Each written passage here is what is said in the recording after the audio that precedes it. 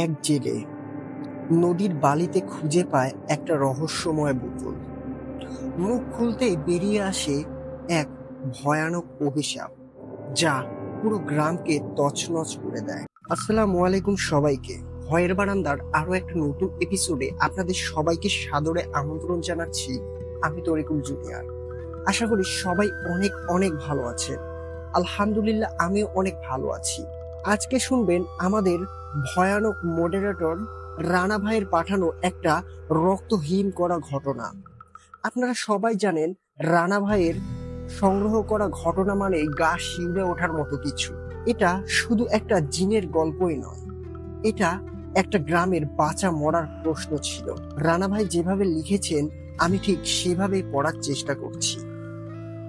লিখেছেন রানা ভাই। আসসালামু আলাইকুম ভয়ের বারান্দার সকল শ্রোতা বন্ধুরা, আশা করি সবাই অনেক ভালো আছেন।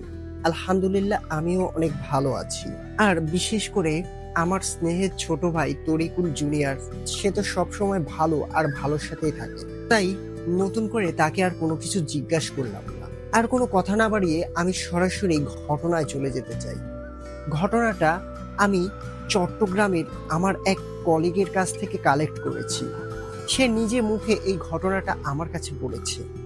বর্তমানে আমি ঢাকায় আছি, আর সেইখান থেকেই ঘটনাটা আমি লিখে পাঠাচ্ছি। আমার সেই কলিগের নাম ছিল রাফি। রাফি যেভাবে আমার কাছে বলেছে, আমি ঠিক সেভাবেই লিখে পাঠাচ্ছি। বলছে রাফি, আমাদের চট্টগ্রামের একটা নদী আছে, আর সেই নদীর ধারেই আমাদের বাসা। আমাদের এলাকাটা সম্পূর্ণ গ্রাম ছিল, যদিও আশেপাশে খুব একটা শহরের আভাস আসেনি। তবে গ্রামের ভেতরে অনেকেই আমাদের সেই বড় নদীতে মাছ ধরে নিজের সংসারের খরচ চালাতেন। এক কথায় বলতে গেলে, আমাদের সেই এলাকার 100% মানুষের ভেতরে 60% মানুষই মাছ ধরতো সেই নদী থেকে, বাদবাকিরা অন্যান্য কাজ করত। ঘটনাটা শুরু হয় সেপ্টেম্বর মাসের কোনো একটা তারিখে। সালটা 2017 হবে। এটা আমার খুব ভালোভাবে মনে আছে, কারণ আমি ছুটিতে তখন গ্রামে গিয়েছিলাম। আমি গ্রামে যাওয়ার 4 দিনের মাথায় ঘটনাটা ঘটেছিল। আমার বাসা থেকে প্রায় 4 বাড়ি দূরে আমাদের এলাকারই একটা চাচা ছিলেন, যার নাম ছিল করিম চাচা। সবাই করিম চাচাকে অনেক ভালোবাসতেন। তিনি মনের দিক থেকে অনেক ভালো একজন মানুষ ছিলেন। সেই ছোট্টবেলা থেকেই আমি করিম চাচাকে আর তার পরিবারের বেশ কয়েকজন সদস্য মাছ ধরার পেশায় নিয়োজিত থাকতে দেখেছি। তারা সকলেই পেশা হিসাবে মাছ ধরাকে বেছে নিয়েছিলেন। সারাদিন এবং কি সারা রাত নদীতে মাছ ধরতেন আর বাজারে বিক্রি করতেন।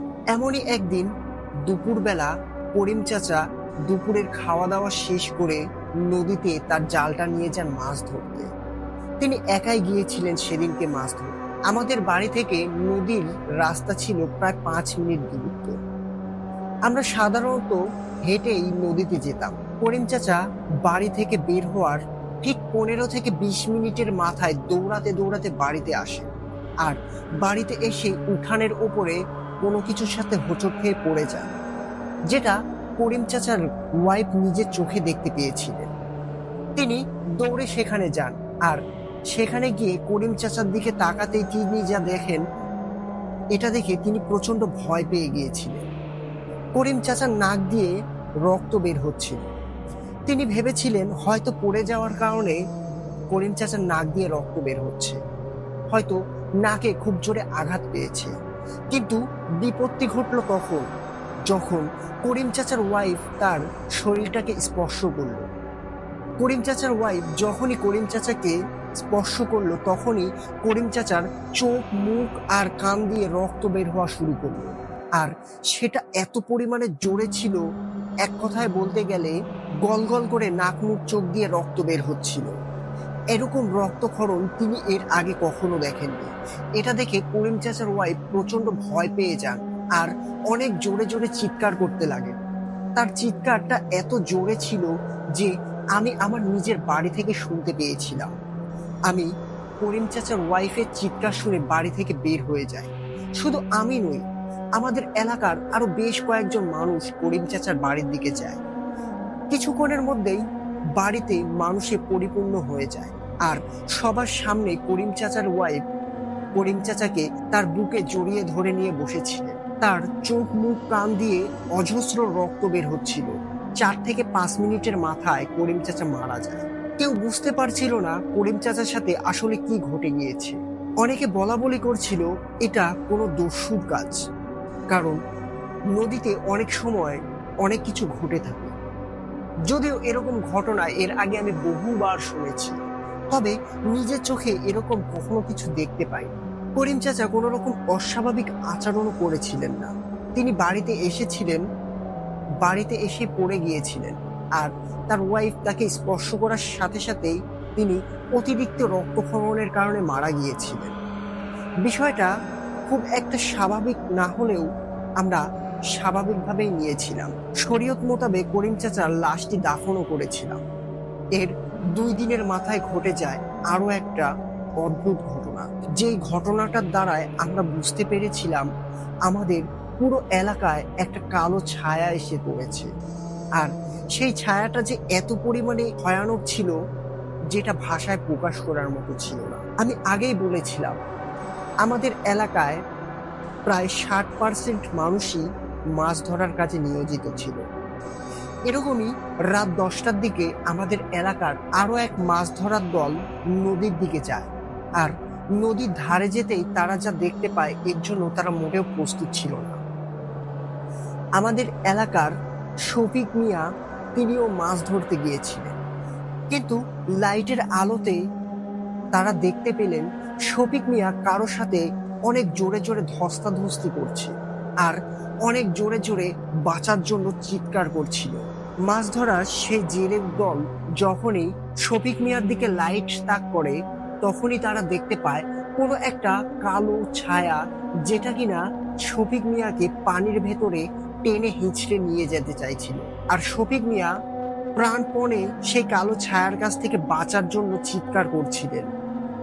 তারা সবাই দৌড়ে শফিক মিয়ার কাছে যায়, আর নতুন সেই জেলের দল শফিক মিয়ার কাছে যেতেই সেই কালো ছায়াটা পানির ভেতরে ঝাঁপ দেয় আর কোথাও একটা হারিয়ে যায়।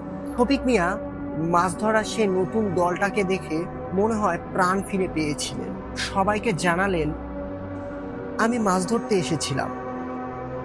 ঠিক যখনই আমি পানিতে নামতে যাব তখনই আমি পেছন থেকে একটা শব্দ পেয়েছিলাম। পেছনে তাকাতেই আমি দেখতে পেলাম একটা বীভৎস কালো ছায়া আমার পেছনে দাঁড়িয়ে আছে, যার চোখগুলো লাল টকটকে ইটের ভাটার মতো জ্বলছিল। আমি কিছু বুঝে ওঠার আগেই সেই ছায়াটি আমার উপরে ঝাঁপিয়ে পড়ে আর আমাকে টেনে হিঁচড়ে পানির দিকে নিয়ে যেতে চায়। আমি তার সাথে কোনো অবস্থাতেই শক্তিতে পেরে উঠছিলাম না। আমি বাঁচার জন্য অনেক চিৎকার চেঁচামেচি করতে লাগলাম, মনে মনে অনেক দোয়া পড়তে লাগলাম, কিন্তু সেই ছায়াটা যে এত পরিমাণে শক্তিশালী ছিল যেটা আমি ভাষায় প্রকাশ করতে পারবো না। তারপরেই তোরা সবাই এলি, আর আজকের মতো হয়তো আমি বেঁচেও গেলাম।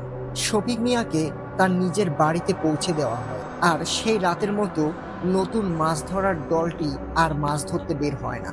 ঘটনাটা এখানেই শেষ হলে ভালো হতো, কিন্তু এর থেকেও আরো অনেক ভয়ঙ্কর কিছু সামনে অপেক্ষা করছিল, যেটা আমাদেরই এলাকার পরবর্তী একটা মাছ ধরার দলের কাছ থেকে আমরা শুনতে পেয়েছিলাম। এবার বলছি তাদেরই ভেতরের কোনো একজনের নিজের মুখের ভাষায়। সে ঠিক যেভাবে আমাদের কাছে বলেছে আমি ঠিক সেভাবে উপস্থাপনা করার চেষ্টা করছি। বলছে, আমরা মাছ ধরতে ধরতে নিজেদের এলাকা থেকে বেশ খানিকটা দূরে চলে আসি। প্রায় কতখানি দূরে চলে এসেছিলাম এটা আমাদের সঠিক খেয়াল ছিল না। রাত তখন প্রায় 1:30 কি 2টা হবে, আমি সঠিক বলতে পারবো না। আমরা এক মনে মাছ ধরে যাচ্ছিলাম। এতক্ষণ যাবৎ আমরা যা মাছ পেয়েছি তা প্রায় মনের কাছাকাছি হবে। আমরা আজকের রাতে বেশ খুশি ছিলাম, কারণ হিসাব অনুযায়ী আমরা যতটুকু রাস্তা অতিক্রম করেছি মাছ ধরতে ধরতে, আর আমরা যে পরিমাণে মাছ পেয়েছি এতটুকু মাছ আমরা প্রতিদিন পেতাম না। আজকে কেন জানি আমরা বেশ বেশি পরিমাণে মাছ পাচ্ছিলাম। তাই আমাদের মনের ভেতরে আরো আশা জাগলো, যদি সামনের দিকে আমরা এগিয়ে যাই তাহলে আরো মাছ ধরতে পারবো। যেই ভাবা সেই কাজ, আমরা আবারও সামনের দিকে এগিয়ে যেতে লাগলাম। যে যার মতো মাছ রাখছিলাম। আর বলে রাখি, আমাদের মাছ রাখার জন্য আলাদা একটা জায়গা ছিল, যেটা নৌকার ভেতরে ছিল। আমাদের নৌকাটা বেশ শক্ত মজবুত একটা নৌকা, যে নৌকাটা এত সহজে পানিতে ডুববে না। প্রায় 5 থেকে 6 মনের মতো মাছও যদি আমরা লোড করি, তবুও 4 জন মানুষ অনায়াসে নিজেদের বাড়িতে ফিরতে পারবে। আমরা এক মনে মাছ ধরে যাচ্ছিলাম। হঠাৎ করে আমাদের নৌকাটা কেমন একটা কেঁপে উঠল। আমরা বিষয়টাকে খুব একটা গুরুত্ব দিলাম না। এভাবেই আরো বেশ কিছুক্ষণ সময় কেটে যায়। আমরা মাছ ধরার জালটা তুলে সেখান থেকে মাছ ছাড়িয়ে যেই মাছ রাখার জায়গার দিকে তাকিয়েছি, সেখানে আমরা যা দেখতে পেয়েছিলাম তার জন্য আমরা 4 জনের কেউ মোটেও প্রস্তুত ছিলাম না। আমরা স্পষ্ট দেখতে পেলাম সেখানে কালো একটা ছায়ার মতো কিছু বসে আছে, আর নিজের মাথাটা আমাদের মাছ রাখা সে জায়গার ভেতরে ঢুকিয়ে দিয়েছে। তার হাতগুলো দিয়ে মনে হচ্ছিল সে একটা একটা করে মাছ তুলছে আর নিজের মুখের ভেতরে দিচ্ছে। তার মুখ থেকে কেমন একটা গড়গড় করে শব্দ হচ্ছিল। এটা দেখে আমরা প্রথমে কেউ কিছু বুঝতে পারিনি। এটা দেখে আমরা প্রথমে নিজের চোখের ভুল ভেবেছিলাম, কিন্তু নিজেদের কথা অনুযায়ী আমরা বুঝতে পারলাম আমরা 4 জন একই রকম জিনিস দেখছি। আমাদের ভেতরে সবচেয়ে ছোট যেজন ছিল তার অনেক রাগ ছিল। নৌকায় থাকা সেই বৈঠাটা দিয়ে সে ওই জিনিসটাকে সজোরে একটা আঘাত করে, আর এই আঘাতটাই আমাদের জীবনের কাল হয়ে দাঁড়ায়। আঘাত করার সাথে সাথেই আমরা দেখতে পেলাম সেই জিনিসটা আমাদের দিকে মুখ করে তাকিয়ে আছে। তার চেহারাটা এত পরিমাণে বীভৎস ছিল যেটা আমি ভাষায় প্রকাশ করতে পারবো না। তার চোখগুলো অনেক বড় বড় গোল আকৃতির ছিল, যেগুলো স্বাভাবিক চোখের তুলনায় অনেক বড় বড় ছিল। চাঁদনি রাতের আলোয় সেই চোখগুলো যেন সাদা ফটফটে জ্বলজ্বল করছিল। এটা দেখে আমরা প্রচন্ড ভয় পেয়ে যাই। আর এর থেকেও বেশি ভয়ানক ছিল তার মুখের আকৃতিটা। শরীরের অনুযায়ী তার মুখের আকৃতি ছিল অনেক বড়, মনে হচ্ছিল বড় একটা হাড়ের মতো।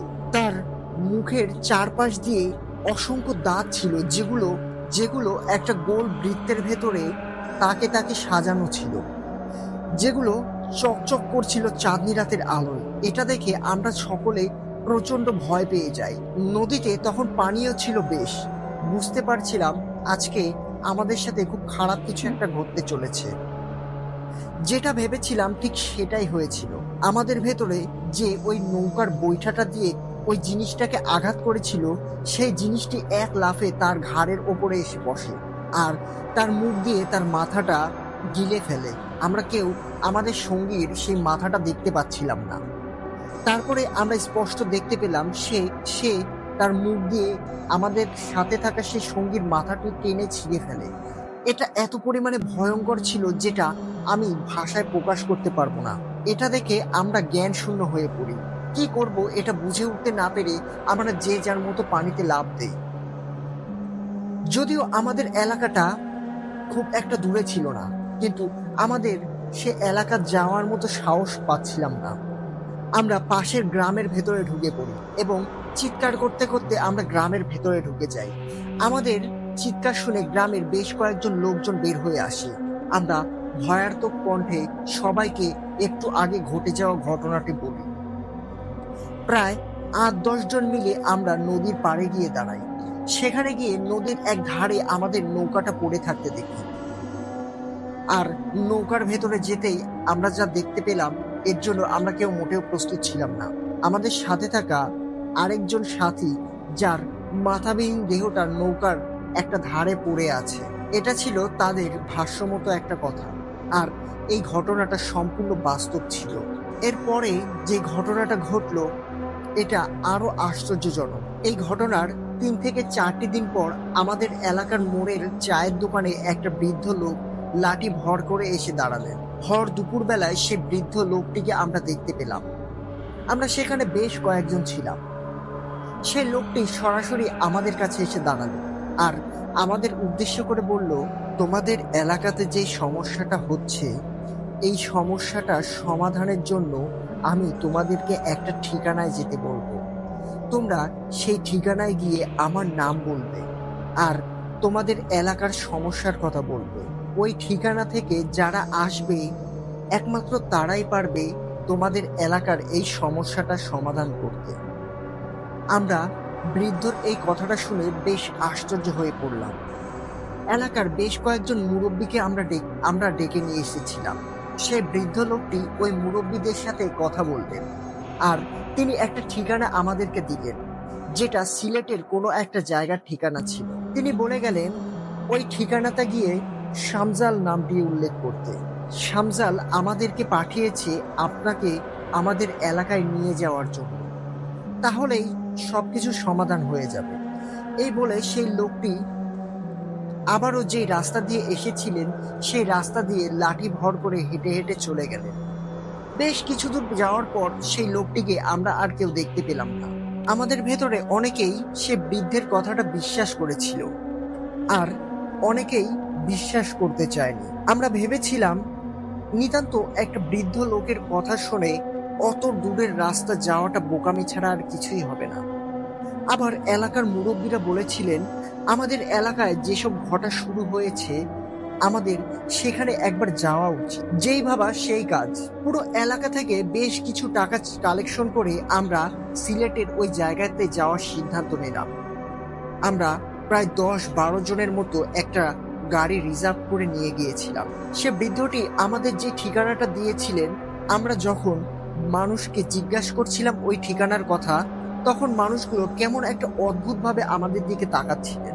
এক পর্যায়ে খুঁজতে খুঁজতে আমরা সে বৃদ্ধ দেওয়া ঠিকানাটার সামনে গিয়ে দাঁড়াই। সে জায়গাটার একটু বর্ণনা দেই। সে জায়গাটা ছিল খুব নির্জন একটা জায়গা। আশেপাশে তেমন কোনো বাড়িঘর ছিল না। আমাদেরকে সব লোকজনেরা যে ঠিকানার বাড়িটা দেখিয়ে দিয়েছিল সেটা একটা ভগ্নস্তূপ বাড়ি ছিল, অর্থাৎ সেটা একটা ভাঙাচোরা বাড়ি। আর সেই ভাঙাচোরা বাড়ির ভেতরে আমরা সবাই প্রবেশ করলাম। প্রবেশ করতে আমরা দেখতে পেলাম সেখানে একজন লোক বসে আছেন, যার বয়স 50 থেকে 60-এর মতো হবে। তার মাথার চুল, দাড়ি সবকিছুই পেকে গিয়েছিল। তিনি সেই ধ্বংসপ্রাপ্ত বাড়ির একটা কোণে একটা চেয়ার পেতে বসেছিলেন। আমাদের দেখেই সেই লোকটি আমাদের বললেন আমরা কেন এখানে এসেছি, কি চাই তার কাছে। আমরা সেই লোকের কাছে গিয়ে দাঁড়ালাম, লম্বা একটা সালাম দিলাম, আর নির্দ্বিধায় তাকে বললাম আমাদেরকে শামজাল পাঠিয়েছে, আমাদের আপনার সাহায্য দরকার। সেই লোকটি শামজাল নামটি শোনার সাথে সাথে চেয়ার থেকে উঠে দাঁড়ালেন আর আমাদের শরীরে হাত বুলিয়ে দেখতে লাগলেন। আমরা লোকটির এই আচরণে বেশ আশ্চর্য হয়ে গেলাম। তারপরে তিনি আমাদের সেখানে দাঁড়াতে বললেন। সেই ভাঙা বাড়ির কোনো একটা ঘরের ভেতরে ঢুকে গেলেন। তারপরে সেখান থেকে তিনি বের হয়ে এলেন। তার সাথে করে একটা ব্যাগ নিয়ে এসেছিলেন। তিনি আমাদেরকে ওই এলাকার একটা মোড়ের ওপরে দাঁড়াতে বললেন। তারপরে তিনি প্রায় আধা ঘন্টার মতো আমাদের কাছ থেকে চলে গেলেন। ঠিক ঘন্টা আধেক পরে তিনি আরো 2 জন সঙ্গীকে নিয়ে আমাদের কাছে এসে দাঁড়ালেন। এবার আমরা যেন তাকে আমাদের গ্রামে নিয়ে যাই। আমরা সকলে মিলে ওই লোক 3টাকে নিয়ে আমাদের গ্রামে এসে দাঁড়ালাম। গ্রামে ঢুকতেই আমাদের কেমন একটা অস্বস্তি কাজ করতে লাগলো।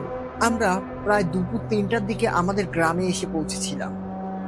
দুপুরে খাওয়া দাওয়া শেষ করে ঠিক সন্ধ্যার দিকে সেই লোকটি আমাদের কিছু জিনিস জোগাড় করে দিতে বললেন, যেটার ভেতরে ছিল প্রায় 7-8টা ডাব, 2-3 থোকা কলা, কিছু সিঁদুর, মোমবাতি, নতুন একটা চালুন, 4-5টা হাঁড়ি ভর্তি পায়েস, আরো অনেক কিছু। তারপরে সেই লোকটি কোনো একটা আসন পেতেছিলেন, যে আসনের আশপাশে আমাদের থাকতে নিষেধ করেছিলেন। প্রায় ঘন্টাখানেক পর তিনি তার আসনের ওইখান থেকে উঠে দাঁড়ান আর আমাদের কাছে এসে বলেন তোমাদের এলাকা থেকে সকল সমস্যার সমাধান হয়ে গিয়েছে। আমরা কথাটা শুনে বেশ স্বস্তি পেয়েছিলাম, কিন্তু মনে মনে বিশ্বাস করতে পারছিলাম না যে এটা আসলেই সম্ভব হয়েছে। আপনি এমন কি করলেন যার কারণে আমাদের এলাকার সকল সমস্যার সমাধান হয়ে গেল? তখন সেই লোকটি আমাদের যা বলল এটা শোনার জন্য আমরা মোটেও প্রস্তুত ছিলাম না। আপনারা বিশ্বাস করবেন কিনা জানি না, তবে এটা বাস্তব আর সত্য একটা ঘটনা। সেই কবিরাজটা আমাদের বলল, এতদিন আমাদের এলাকাতে যে জিনিসটা তাণ্ডব চালিয়েছে এটা কোনো সাধারণ কিছু ছিল না। এটা ছিল একটা জিনের সর্দার, জিনাকে শামজাল আজ থেকে প্রায় ২০০ বছর আগে বোতলবন্দি করেছিল। দুপুরবেলায় করিম মাছ ধরতে গিয়েছিল, আর মাছ ধরতে যাওয়ার সময় সে নদীর বালিতে একটা বোতল খুঁজে পায়। সে বোতলটি সে কৌতূহলবশত বালির ভেতর থেকে বের করে, আর সে ওই বোতলটিকে ফাঁকা দেখে ফেলে দেয়। আর যেখানে সে বোতলটি ফেলে দিয়েছিল সেখানে একটা শক্ত কোনো কিছু ছিল, যে জিনিসটার সাথে আঘাত লেগে ওই বোতলটি ভেঙে যায়। আর সে বোতলটি ভেঙে যাওয়ার সাথে সাথে বের হয়ে আসে প্রায় ২০০ বছর পুরনো একটা জিন। এটা কোনো সাধারণ জিন ছিল না, এটা ছিল জিনেদের একটা বড় জাতির সর্দার। প্রায় ২০০ বছর পর ওই জিনটি ছাড়া পাওয়ার সাথে সাথেই করিমের ওপরে অ্যাটাক করে, যার কারণে কিছু সময়ের ভেতরেই নাক মুখ দিয়ে রক্ত উঠে করিম সেখানেই মারা যায়। এরপরে আস্তে আস্তে সেই কবিরাজটি পুরো ঘটনাগুলো আমাদের কাছে শেয়ার করতে লাগলেন। এরপরে সে আমাদের এলাকার বিভিন্ন রকম ভাবে ক্ষতি করা শুরু করে, অনেককে ভয় দেখানো শুরু করে, যেটা আমি বলতেই ভুলে গিয়েছি। আবার অনেককে মেরেও ফেলেছে, তার কবল থেকে অনেকে বেঁচেও গিয়েছে। আর সবচেয়ে বড় যে আশ্চর্যজনক কথাটি বলে, এটা সত্যি অবিশ্বাস্য ছিল। আমাদের কাছে যে বৃদ্ধ লোকটি এসে এই কবিরাজের ঠিকানা দিয়ে গিয়েছিল, এটা আসলে কোনো সাধারণ বৃদ্ধ লোক ছিল না। ইনিই হলো সেই শামজাল, যিনি আজ থেকে প্রায় ২০০ বছর আগে আমাদের এলাকাতেই বাস করতেন। আর আমাদের এলাকাতেই সেই জিনের সর্দারটিকে বোতলবন্দি করেছিলেন। তার জীবনের সবচেয়ে বড় ভুল ছিল ওই বোতলটিকে পানিতে ফেলে দেওয়া।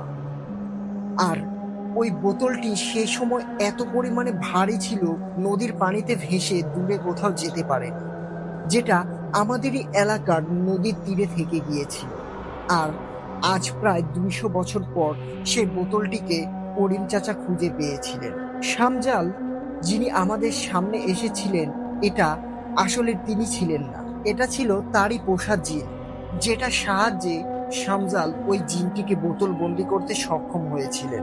ঘটনাটা এখানেই শেষ। জানি না আপনাদের কাছে কেমন লেগেছে, তবে এটা চিরন্তন সত্য আর বাস্তব একটা ঘটনা, যেটা চট্টগ্রামের কোনো একটা জায়গায় ঘটে গিয়েছে। যারা চট্টগ্রাম থেকে এই ঘটনাটা শুনছেন, তারা অনেকেই হয়তো এই ঘটনাটা জানেন। আজকের মতো বিদায় নিচ্ছি। কথা হবে অন্য কোনো দিন, অন্য কোনো এপিসোডে, অন্য কোনো মর্মান্তিক ভয়ঙ্কর ঘটনা নিয়ে। সবাই ভালো থাকবেন। আসসালামু আলাইকুম। এই বলেই রানা ভাই তার লেখা শেষ করেছেন। ধন্যবাদ রানা ভাইকে, তিনি অনেক সুন্দর করে চমৎকার একটা ভয়ঙ্কর ঘটনা আমার কাছে লিখে পাঠিয়েছেন। আশা করছি এই ঘটনাটা আপনাদের কাছে অনেক অনেক ভালো লেগেছে। আজকের মতো আমিও বিদায় নিতে চাই। সবাই ভালো থাকবেন।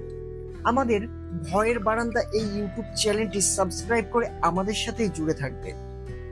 চাইলে আপনিও আপনার ঘটনা আমার কাছে লিখতে পারেন। torikul01752@gmail.com লিখে পাঠিয়ে দিন আপনার সাথে ঘটে যাওয়া কিংবা আপনার জানা শোনা ভয়ঙ্কর সব ঘটনাটা অবশ্যই বাংলায় লিখতে হবে। চাইলে সরাসরি অডিও ক্লিপও পাঠিয়ে দিতে পারেন। আর খুব একটা বেশি দেরি নেই, আমরা ঈদের জন্য আপনাদের জন্য খুব খুব একটা স্পেশাল এপিসোড আনতে চলেছি। তাই কোনো অবস্থাতেই আমাদের এই স্পেশাল এপিসোডটা মিস করবেন না। সবাই ভালো থাকবেন। আসসালামু আলাইকুম।